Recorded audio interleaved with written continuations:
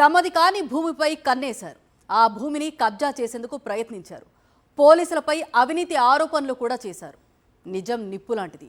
కొద్దిగా ఆలస్యం కావచ్చు, కానీ అంతిమ విజయం ధర్మానిది. మనం చెప్పుకునే ఘటనలో అదే జరిగింది. ఎవరైతే అధర్మ పోరాటం చేశారో వారికి కటకటాలే గతైంది. నల్గొండ జిల్లాలో అనేక మలుపులు తిరిగిన ఓ భూ వివాదాన్ని ఇప్పుడు చూద్దాం. నల్లగొండ జిల్లా కనగల్ మండలం జి చెన్నారం గ్రామంలో ఓ భూ వివాదం గత కొంతకాలంగా నడుస్తోంది. కేసు కోర్టులో కూడా ఉంది.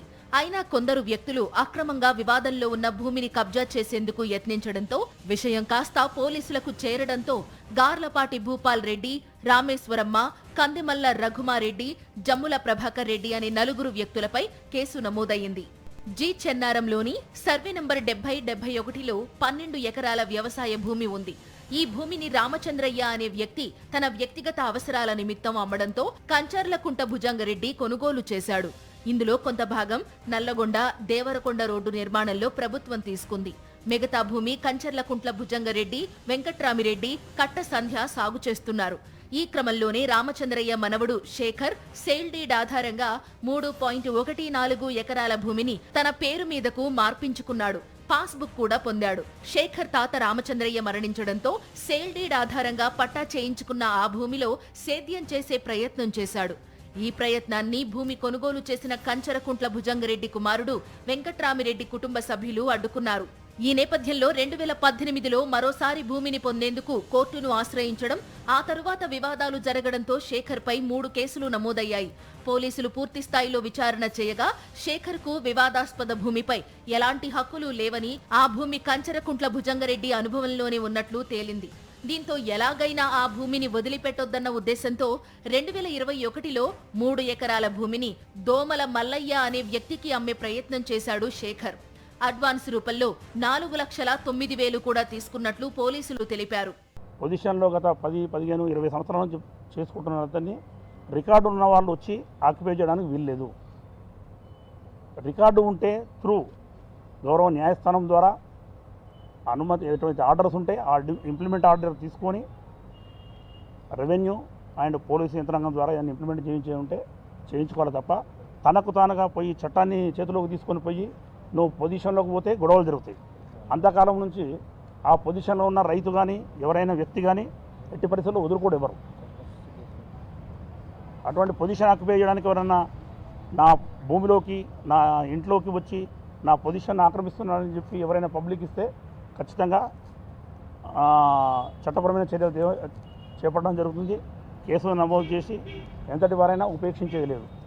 ల్యాండ్ గ్రాబింగ్ ఆక్యుపై చేయడానికి ప్రయత్నం చేస్తే శేఖర్తో పాటు మల్లయ్య కలిసి ఆ భూమిని స్వాధీనం చేసుకునేందుకు ప్రయత్నించి విఫలమయ్యారు.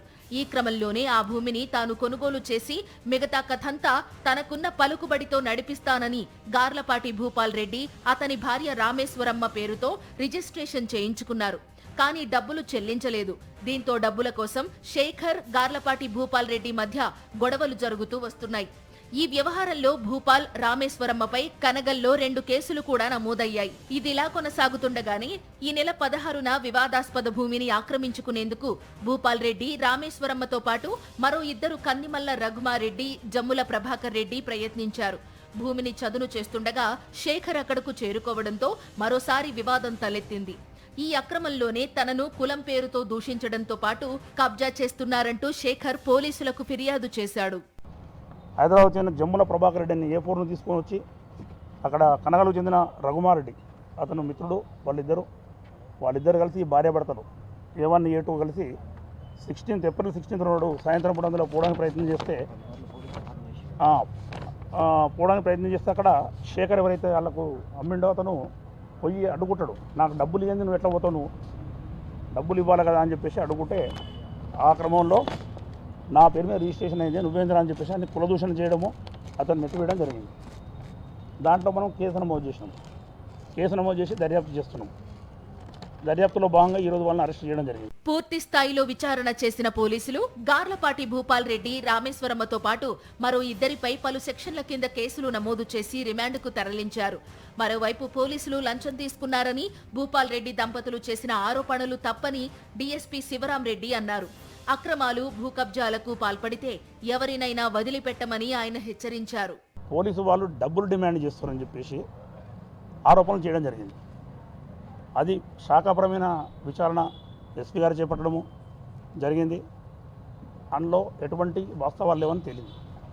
వాస్తవంగా ఆమెకు సహకరించినందుకు, పోలీసు వారు సహకరించి ఆమెకు పొజిషన్ ఇప్పినందుకు పోలీసు వారి పైన తప్పుడు ఆరోపణలు చేస్తుంది.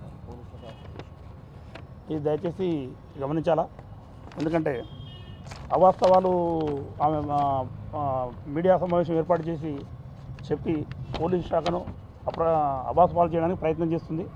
అది దయచేసి పబ్లిక్ గమనించాలని చెప్పేసి, మీడియా మిత్రులు గమనించాలని చెప్పి కోరడం జరుగుతుంది. మొత్తంగా తమది కాని భూమిపై పెంచుకున్న దురాశ వారిని చివరకు జైలుకు వెళ్లేలా చేసింది.